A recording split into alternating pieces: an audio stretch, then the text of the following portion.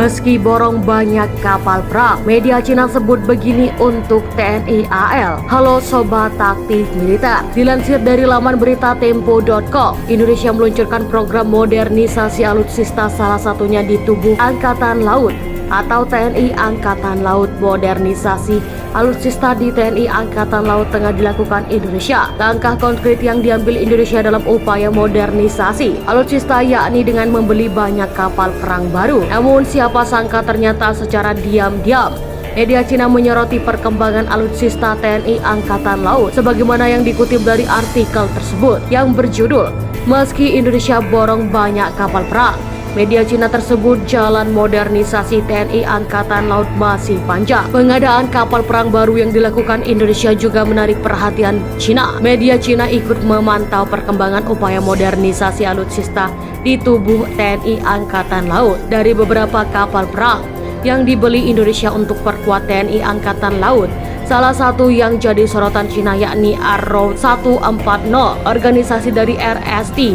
Kita yang sudah usianya sudah tua di atas 40 tahun ini sudah ada 9 kapal AT yang seperti ini, jadi sudah disampaikan pada tanggal 16 September 2021 di pameran pertahanan internasional Inggris yang diadakan di London. Indonesia menandatangani kontrak dengan British Bab Company untuk membeli 2 frigate Arrow 140 ini. Merupakan pembelian fleet canggih kedua dari Eropa setelah Indonesia memesan 6 frigate kelas Bergamini dari Italia pada Juni 2021. Menunjukkan tekad Indonesia untuk mempercepat modernisasi angkatan lautnya. Indonesia adalah negara kepulauan terbesar di dunia, terletak di selatan Asia Timur di tengah Samudra Pasifik Barat dan berbatasan dengan Samudra Hindia. Letak geografis yang khusus menentukan bahwa Indonesia sangat mementingkan pembangunan angkatan laut. Cina juga mengakui bahwa angkatan laut Indonesia jadi yang terdepan di ASEAN dan kekuatan angkatan lautnya menempati urutan terdepan di negara-negara Asia Tenggara. Dalam beberapa tahun terakhir,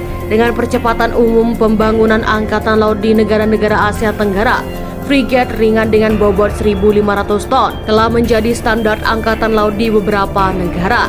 Perpindahan lebih dari 3.000 ton sebaliknya.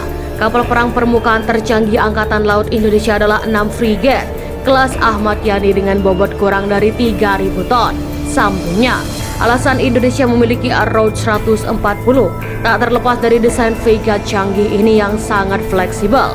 Frigate Arrow tahun 2018 Arrow 140 memiliki dimensi ukuran dengan panjang 138,7 meter, lebar 19,8 meter, dan bobot 5.800 ton.